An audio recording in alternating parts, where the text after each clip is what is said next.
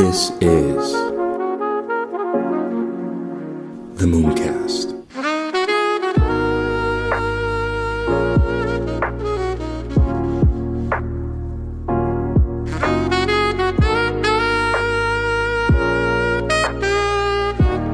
First and foremost, let me just say, thanks for having me on, man, and I apologize in advance. I've been super busy, but hey, we're here. We're here. Dude, it's amazing to have you on, man. Like, I've been trying to get you on. I know you've been busy. Same here, man. Like, I'm exhausted. I'm advising one startup. I'm starting my own startup. I just got funding for it too as well. So I'm pretty beat. I'm pretty beat, man. But I've been taking cybersecurity courses on the side while I'm Let's go. because I'm super intrigued by cybersecurity. That's why and I actually stumbled across your videos from the algorithm. Because I was just looking into it because I'm very fascinated in skill building and learning new skills and learning what's out there in the internet space. And I stumbled across cybersecurity and I got a little bit fascinated by it. I started watching your videos and I was like, wow, this guy's pretty knows he's knowledgeable. He knows his stuff. So appreciate it. If you could, can you introduce yourself a little bit to the audience? Let them know who you are and how long you've been in cybersecurity and your expertise. Yeah, absolutely. So for those that don't know me, my name is Steven. I also go by My DFIR on the socials there. I've been in cybersecurity for about 5+ years now, and I specialize within the security operations domain. So you can think about all of the SOC tier 1, tier 2, tier 3, all that mumbo jumbo, as well as digital forensics and incident response. So during the day, that is my job. I am a DFIR, so digital forensics incident response consultant. And then by night, I am a SOC tier 1, tier 2, tier 3, as well as a YouTuber / educator, I guess. Yeah. How long you been doing it for? Yeah, I've been doing it for about 6 years now. Sheesh. How can you a little bit break down how it was, when you first started to how the industry has transformed over the course of time? Oh my goodness. Yeah. I mean, I was there before the cloud, right? It was starting to pick up, but it wasn't there yet. And the transformation there is insane. I mean, we can think about it now. There's a lot of companies there that are trying to switch over to the cloud and still haven't yet, right?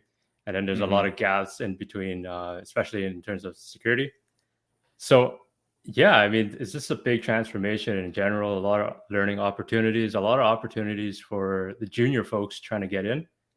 It's no longer, your on-premises environments anymore. It's a whole wide area.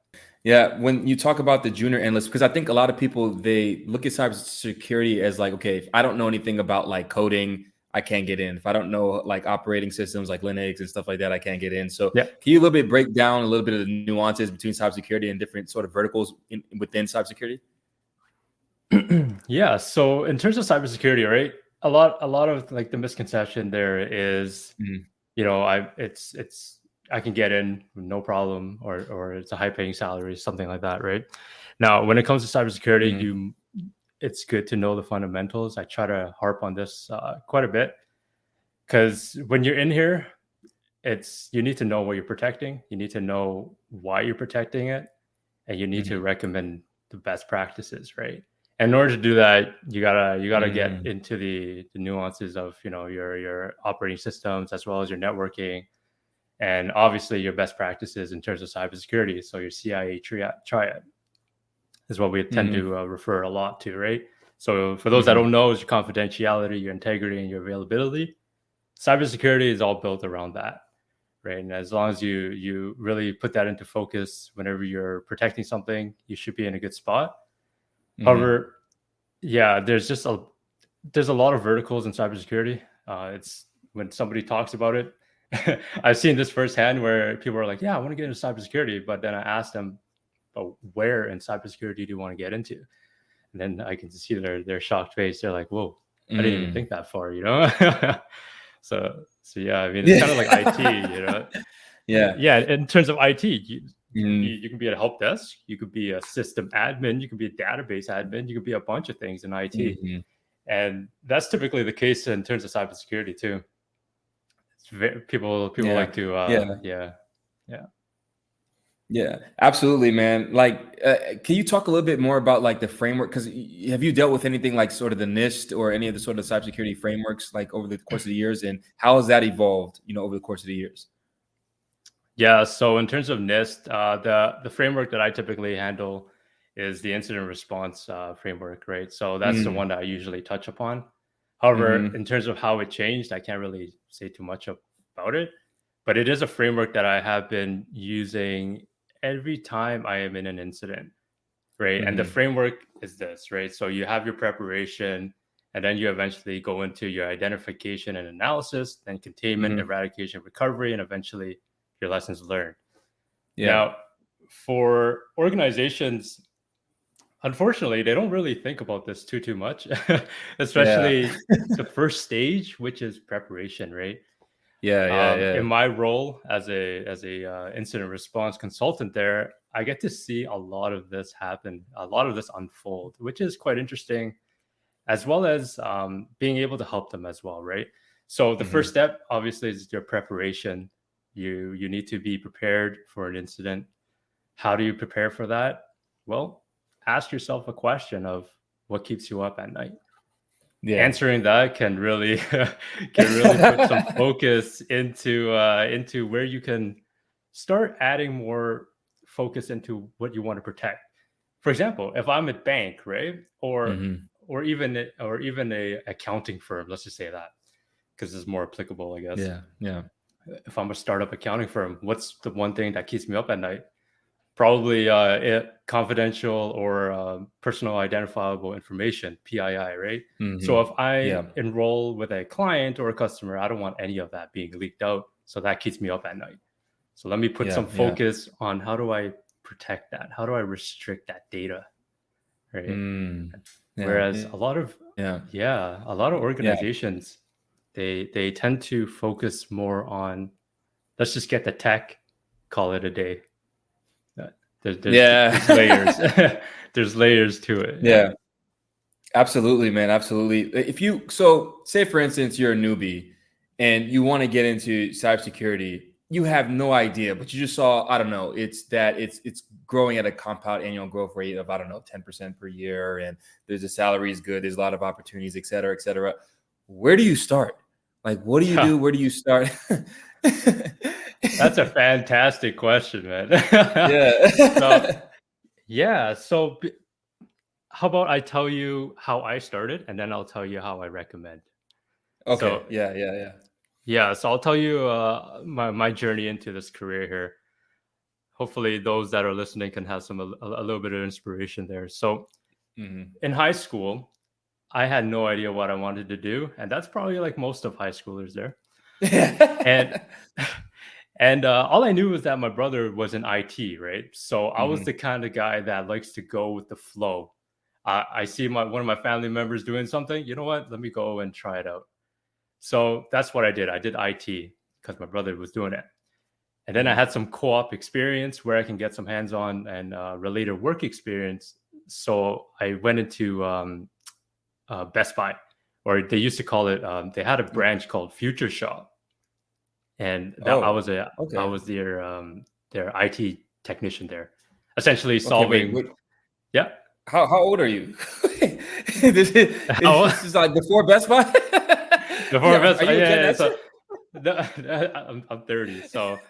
So there was Best Buy, and then there was a chain, right? That kind of their competitor, I guess, right? And then they're called Future Shop back in the day. Yeah. So I mean, I did a lot of co-op there. Started troubleshooting computers using if you haven't used VirusTotal before, you probably know what I'm talking about here. But essentially, it's a bunch of scanners scanning a file. All right. So during my time in Future Shop, I was using VirusTotal before it was called VirusTotal. Just a bunch of malware antivirus scanners on a USB. Just start plugging it in and scanning the entire computer there. But eventually, after graduating high school, I moved on to college, and I just picked a role that had IT and had co-op experience. That's the only thing I knew, right? I knew that I needed co-op experience to get some work experience.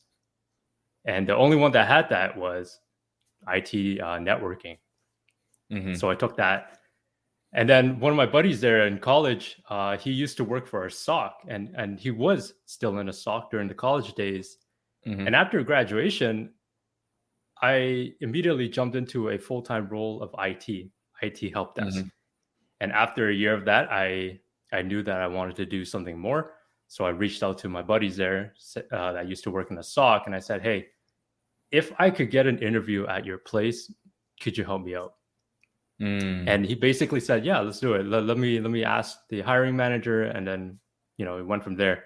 Literally that night, started searching on Reddit, cybersecurity interview questions. What are the ports and all that stuff? Like I was hesitating, man. I was hesitating. So I started compiling a list of all these questions and just trying to memorize it. The day of the interview, didn't remember anything. I had to fall back to I had to fall back to all of my college days. Like, what's a router? What's a switch? All that stuff. And oh man, it was a terrible interview experience. Yeah. Long story short, I don't know how I got it, but I got it. Can you break down a little bit, because during your interview processes and how was it for you in regards to how you structured your resume? What did you realize that a lot of employers needed? And how did you go through the entire interview process? Was it different each time? Can you just break that down a little bit for people who are trying to get into the industry? Yeah. So it's different depending on the tiers. So the more senior you get, the more advanced and technical questions they get. Now, if you're a junior just coming in, most of the times they just want to make sure that you have the ambition, the initiative, and just the drive to do the job. Because they're not going to expect a somebody that's coming in to immediately have like the technical expertise on how to use a tool, right? But they want to make sure that the candidate has drive. So you need to show that you actually have passion and you really want this. And to do that is via projects, right?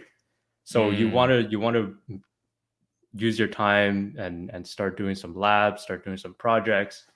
Of course, utilize some tools and have that hands-on experience. But most importantly, it's the soft skills as well. It's the ability to critically think and also communicate, as well as asking the right questions there. Yeah, when you look at the landscape of cybersecurity, where would you say, in regards to which vertical, where would you say is the most thriving, the one that's growing the most? When you got cloud security, you have chain analysis, you have the frameworks, you have all these different types of verticals. Where would you say is the one that's growing the most? Yeah, so I'm kind of biased. I've been in this in the security operations domain, specifically on the on-prem side, right? So I see that a lot of cloud opportunities. So I think that is pretty thriving there. So cloud security, because again, a lot of the incidents that I deal with, they're typically organizations that have been recently transitioned to the cloud. And when they do that, they try to do it quickly for usability versus security, right? And when that happens, there's just a bunch of holes that they just don't know until something bad happens. And that's typically the case, man. Like whenever I come into an incident, I normally see default configurations. Like there's like exposed services to the internet. People can start scanning it, start brute forcing it, utilize credentials found in password dumps. Eventually you get in, start scanning it, start laterally moving, ransomware your entire place, and now you're just, hands up in the air, and it all falls down to the NIST framework, right? You got to be prepared. Yeah. Absolutely, man. Absolutely. Can you break down a little bit the day-to-day for incident response? Like, how is a typical day? What do you do on a day-to-day in terms of task basis and all the objectives and things and like that? So can you just break that down a little bit and how that works for you? Yeah, great question. So during my day-to-day, it's mainly emails, but it's mainly just me staring at a screen, man, waiting for the next incident. But no, but in all honesty, It is that, truthfully. It's waiting for the phone call. Friday tends to be like the perfect day for incidents to happen. But when I'm not doing incidents, you are actually upskilling. You're training on your tools. How I like to compare this is with firefighting, right? So it's not every day you have a fire, right? Now, what do those people do when there's no fires? They don't just sit around and watch TV shows. I mean, some might do, but some people go weightlifting, right? Some people even might go educate from a local college or something like that, take some training.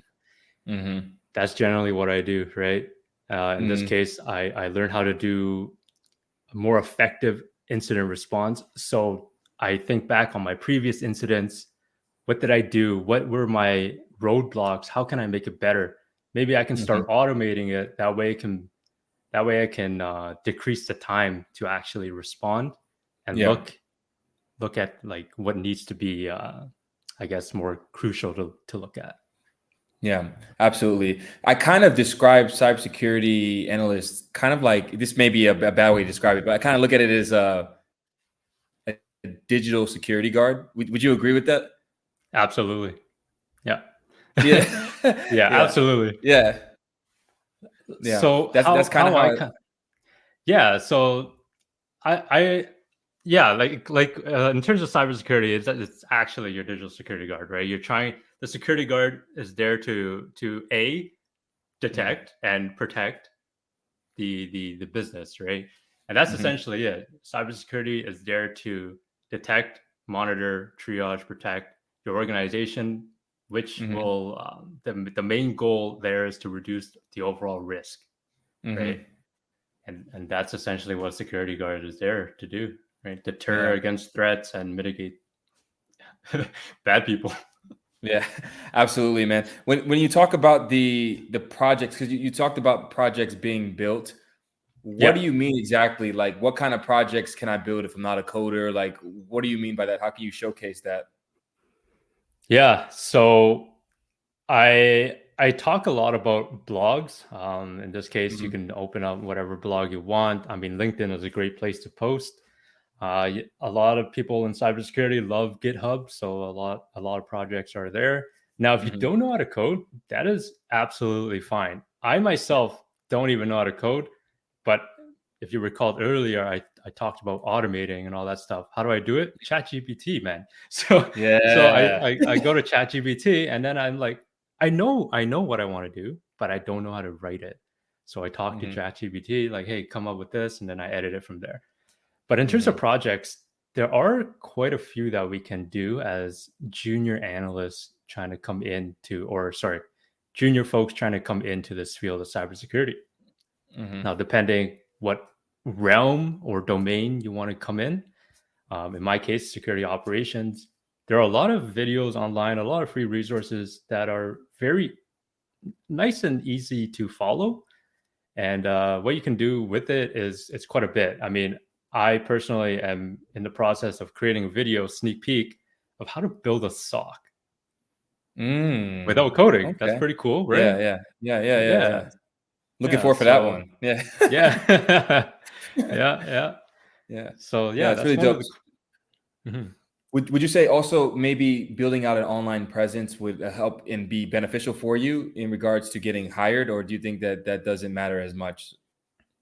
It depends on your confidence, I guess. Like if you want to be in front of people, then by all means do it. But if you don't like that aspect of it, and you don't want to get too loud, then that's perfectly fine too. I mean, I didn't start having an online presence, right? The reason I got in was due to networking. That is something that not a lot of people do, unfortunately, is networking with others. Right? If you're in school, if you're in college right now or university, the best time is to network with people around you. That's how I got my first SOC job, right? So just talk, and once you guys graduate, somebody you might know will have like a cybersecurity job, and that's your foot in. Can you finish this sentence? Cybersecurity is not for you if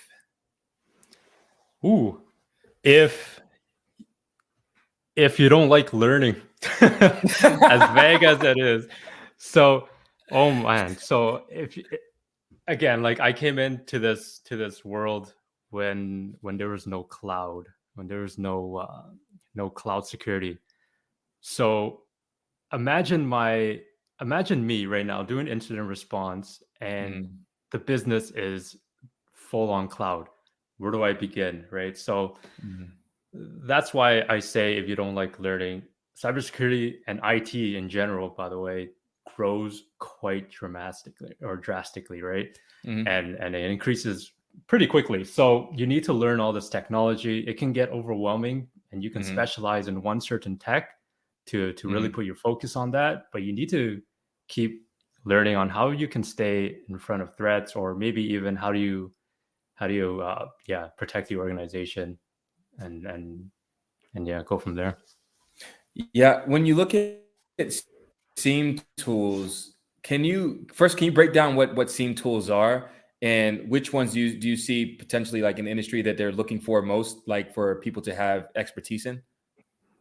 Yeah, so a SIEM or a SIM, it's a security event information management, or security information event management. Sorry, can't spell today, but yeah, essentially it's a center point. You can kind of think of it as a data aggregator or a collection tool that correlates a bunch of data, and then it has the capability of creating dashboards, alerts, and some even have case management systems.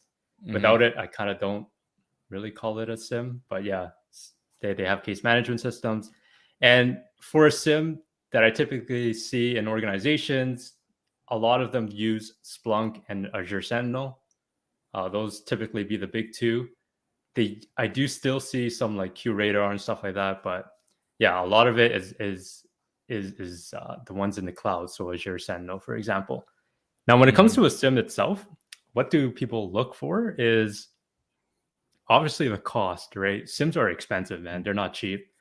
They come at a cost, and they come with ingestion rates, right? So the more data you ingest, the more costly it gets.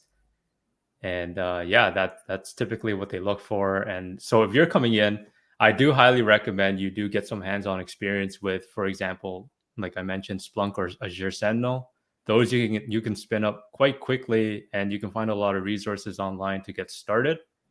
Now, don't get too focused on a particular SIM, because how I see it is, I love to say a SIM's a SIM. So once you learn how to query, once you learn how to query data, you can do that throughout in any other SIMs, right? You just need to understand what exactly the syntax is like. But then once you get that, you're good to go. Hey bro, I'm just trolling is something that will not just challenge your perspective, but also touch your heart and soul. It's a book that defies convention, blending art and literature into a thought-provoking masterpiece. A reflective piece of provocative art that tackles societal constructs from angles you've never considered. Hey bro, I'm just trolling delves into the very essence of our existence. It questions the technology that surrounds us, challenges our notions of beauty, stares unflinchingly into the eyes of death, and questions the boundaries of freedom. It scrutinized the educational system that molds our very future. This book is a journey, an exploration of shared human experience, and it's a work of art that refuses to be confined by tradition. It's a canvas painted with words, a melody of thought, and a testament to the power of creativity in a world dominated by algorithms and data. Visit moonboycapitalventures.com and get your hands on Hey Bro, I'm Just Trolling today. It's not just a book, it's a movement. Now let's jump back into the show. Yeah, makes sense, man. Makes sense. And when you say costly, how costly are the SIEM tools usually? Yeah, so I won't name names, but it rhymes with funk. That SIM tool that SIM tool can cost upwards to a couple extreme cases. Okay, I seen license up to a couple mil. Wow. And that's if you are one of those organizations where it's like, I don't know what to log, so let's log everything. So then it can get pretty costly there. And again, it really varies on the organization, right? But if you're a small to medium-sized business, you could get away with not spending too much, probably under 50K. Yeah. Wow. Okay. And how are people getting hacked the most? Is it social engineering? Is it malware? What do you see in regards to the landscape? How are people getting hacked the most? Love that question. So whenever I'm in an incident, it always boils down, or majority boils down to social engineering. No matter what, like that's probably my first one that I typically see. Now, for those that don't know, social engineering is just a way of somebody deceiving you, making you do things that you don't want to do. And there's 3 types of social engineering that I typically see a lot, and that is phishing, vishing, quishing, and just a bunch of all the shings. So phishing is an email with context that again has some urgency, scare tactics, just to make you do something again you don't want to do. And an example of this is an Amazon account, right? So you get an email saying, hey, your Amazon account is locked out. If you don't sign in, your account will be deleted forever in 2 days.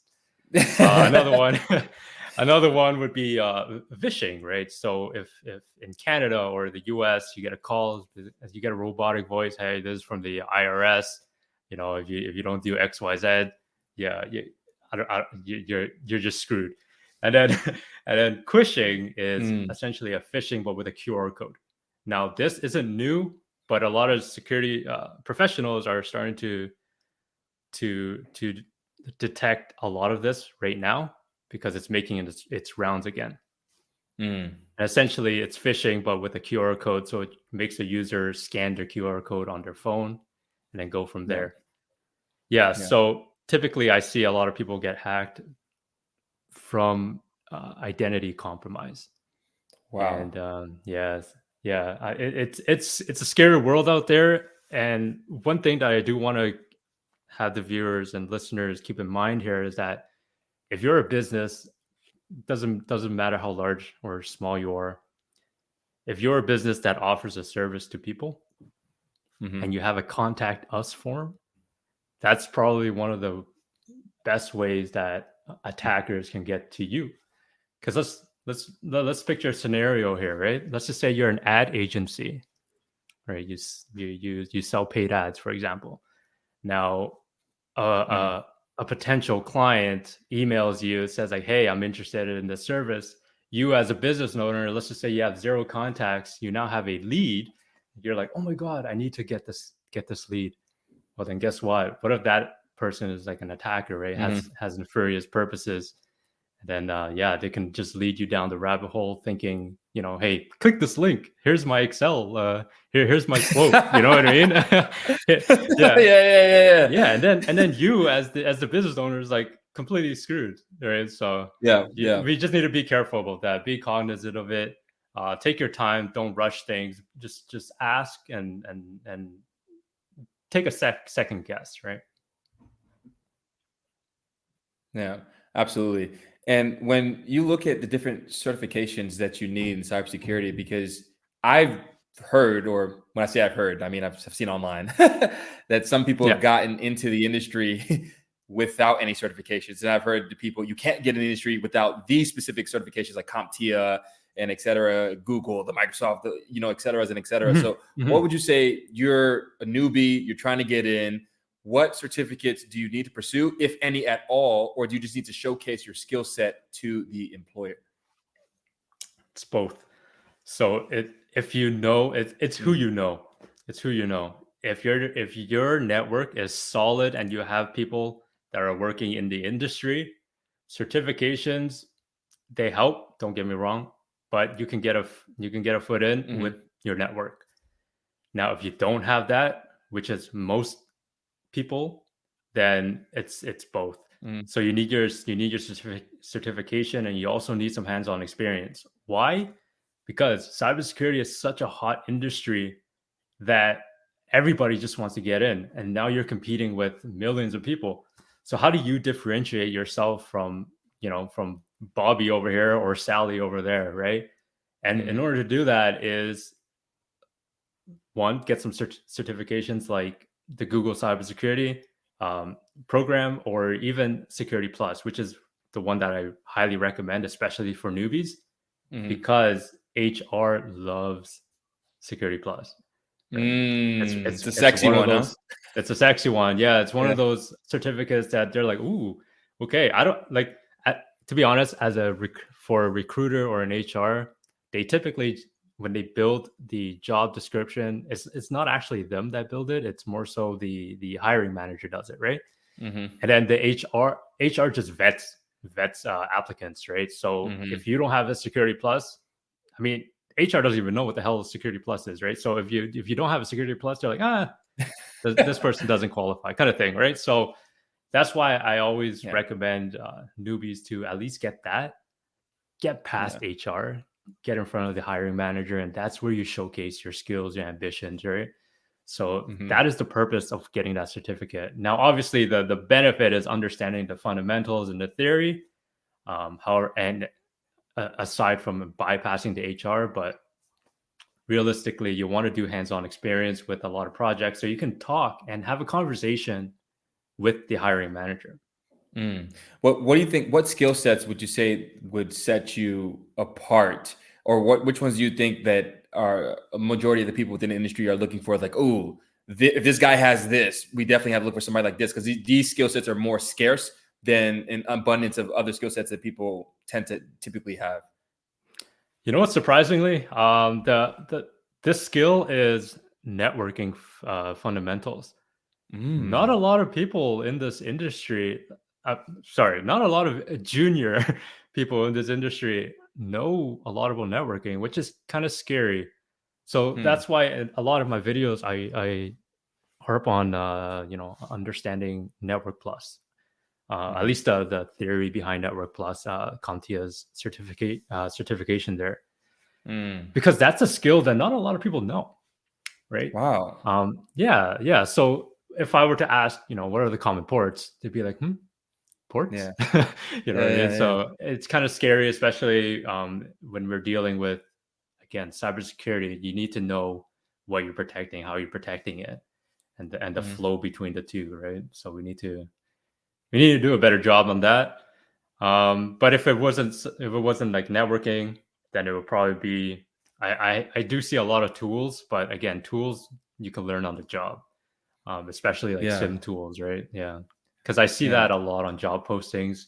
You must have experience with XYZ SIM tools, or even an EDR. But man, those you can just learn on the job. But if you're a newbie and you want to take it to the next level, build a lab, download some SIMs, download some EDRs, run some malware on your lab, know how it works, know how to ingest logs into your SIM, know how to create an alert dashboard, all that good stuff. And guess what? When you get past the initial HR onto the hiring manager, you are going to be in a good spot. Got it. And when you think about the challenges that the space faces currently, can you think of any off the top of your head that's like, okay, this is one specific area that's like the most challenging right now currently in the space? What would you say if you had to think of anything? Most challenging is finding quality candidates, to be honest. Wow. Yeah, because again, a lot of people. I'm not chirping on Facebook, but a lot of people go on Facebook and see like, oh man, there's a lot of free guides, free study guides, and or promises. Hey, we'll get you in a job in like 30 days, kind of thing, right?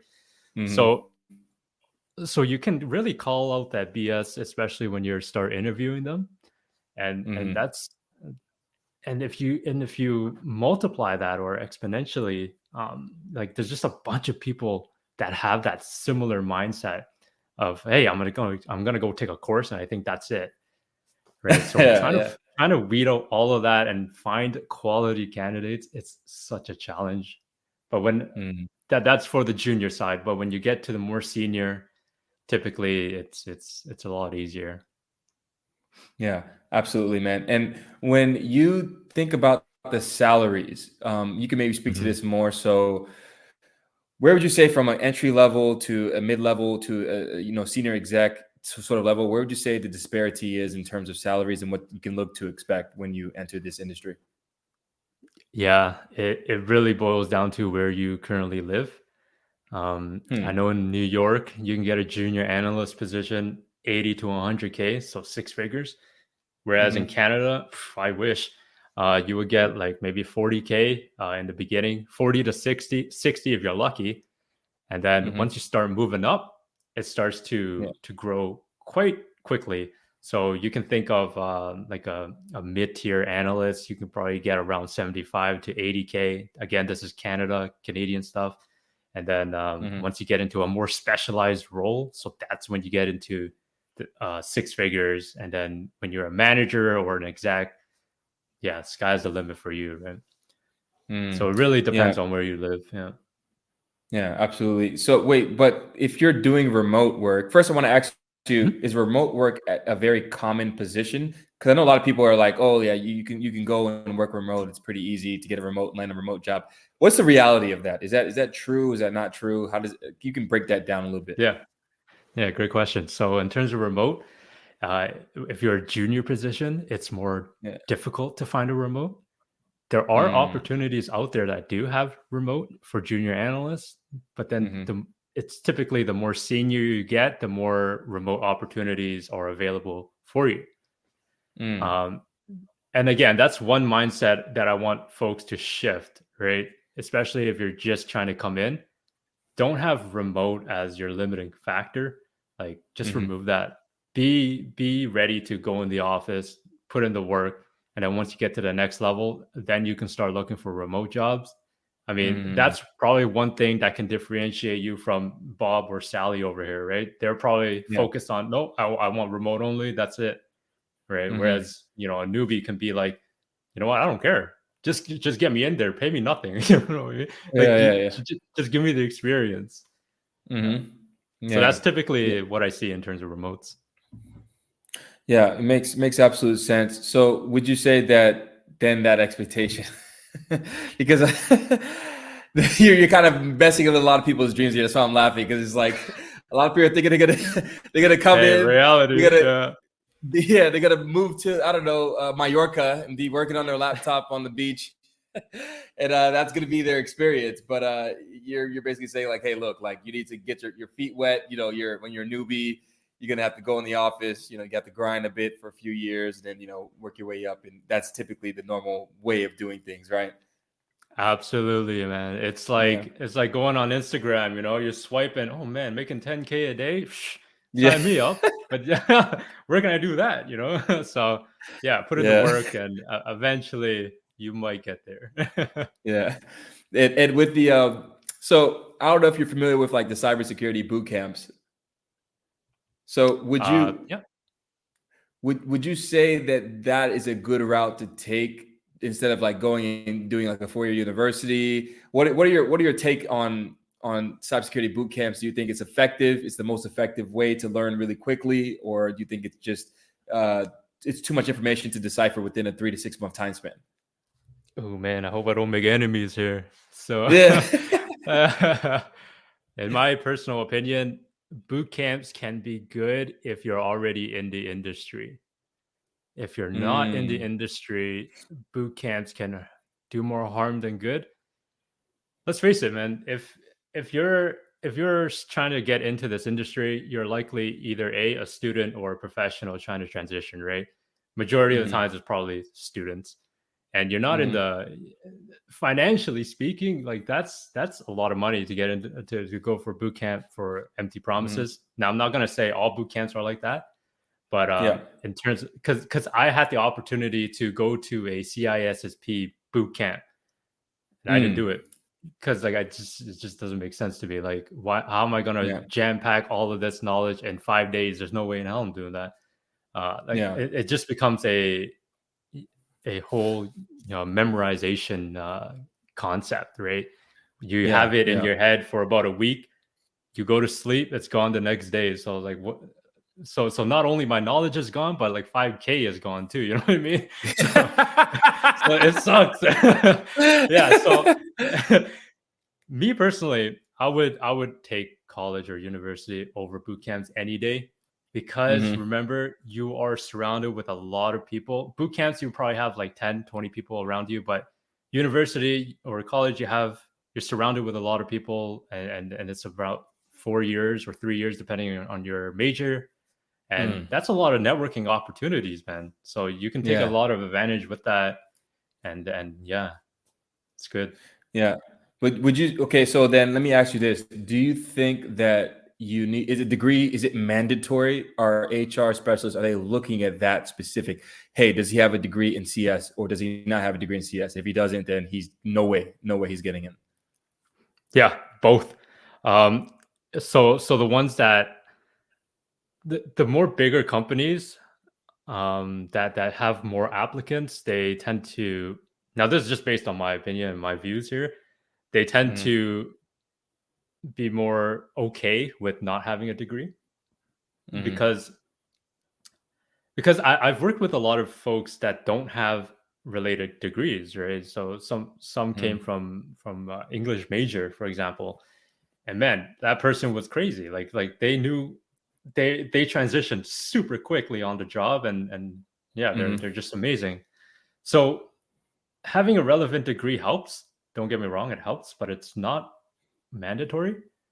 And yeah, I mean, so if you're a newbie and you don't have a relevant related degree, you know, it's okay. Just put in the work of learning some fundamentals, take some courses. You don't need to have a related degree. Take some courses and then put in some work, doing some hands-on experience, and get your Security Plus. You should be good. Yeah. So you would say, as a newbie, this is what you would say step by step. What you would do, you would first go ahead, get certificates. Don't go to any boot camps, and if you can, get a degree on top while you're looking on the job hunt and also networking. Is that basically? Do I got that down? Did I break that down? Yeah. So I would say, so if you're just starting out, right, fresh out of high school, let's start from high school. Yeah, I would recommend you enroll in or major in a degree that is related to cybersecurity, if you can. Okay. Now, once you finish that, you can then start studying for your Security Plus. While you're doing Security Plus, you can do some hands-on projects, and on the side, start creating a blog, right? So you can put in your work, do some walkthroughs, do some write-ups. This not only helps you in the future, but it also helps, you know, with the conversation during an interview. Because I always look back at my notes. I don't remember how to install XYZ, right? So I look back to my notes. I'm like, oh yeah, that's how I do it. And then so that's why you want to put that down. Once you have that, you're pretty much good to go. Now, let's just say you're in a position where you've already graduated university or college with a unrelated degree. Now, you still don't take a boot camp. Now you instead enroll into, for example, Google's course. So you could take that, start learning some theory, and then when you get a hand on theory and you finish that course, start trying to take your Security Plus, and then rinse and repeat, just the same as the other one, right? So you start doing some labs, put that stuff, show your work, then eventually you should get an interview. And then, you demonstrate your work and your knowledge to the hiring manager there. Yeah. Okay, perfect. Okay, so my final question is specific to you. What would you say to someone that's starting out in terms of words of encouragement, or something that you've learned, or something you can give to in terms of knowledge or anything, for someone who's just trying to start out, trying to learn, trying to get into the industry? What can you say in terms of advice that you can give to them specifically? Yeah, don't give up. That's it, man. Just don't give up. Keep pushing. If you don't know what you want to do right now, that is absolutely fine. I had no idea what I wanted to do. I just went with the flow, because I'm that kind of guy. I like to just go with the flow, and eventually life just works out for you. If you are definitely interested in this field, there's help out there. There's a lot of free guides. You don't have to pay a lot of money. You just have to know how to Google. And I'm here as well. Like I do a lot of free mentorship. So I encourage anybody listening, watching, wherever you are, if you are wanting to get into this field, just let me know. You can sign up for a free mentorship on my site. I don't know if I can plug that, but yes, absolutely. No, plug it. I'm going to put the link. Okay, I'm going to put a link in. Yeah. Okay, yeah. So you can visit my site at mydfir.com, and you can just sign up for free mentorship there. No strings attached. People see that and they always question is like, why? I generally just want to help, man. Like I've been in this industry and I've seen junior individuals coming in and they're just lost, right? Because there's just a bunch of things happening super quickly, and that's just not a good environment to be in. So I want to put you in the right spot. I want to provide you with the resources for you to succeed. So if that sounds like you, let me know. Absolutely, man. I'm gonna definitely plug you in, man. I've used your YouTube channel too as a valuable resource too, as well, just to learn because of my interest as well. But it's a little bit out of my area of expertise per se, because I'm more into the blockchain industry. But yeah, I am looking to expand eventually the vertical integration into my business at some point into the blockchain and chain analysis sort of sector into cybersecurity. But dude, man, I appreciate you coming on, man. We definitely gotta do this again sometime. Yeah, for sure. Thanks for having me, man. I loved it. Yeah, I appreciate you, man. So guys, this concludes another great episode of the Mooncast, man, and peace.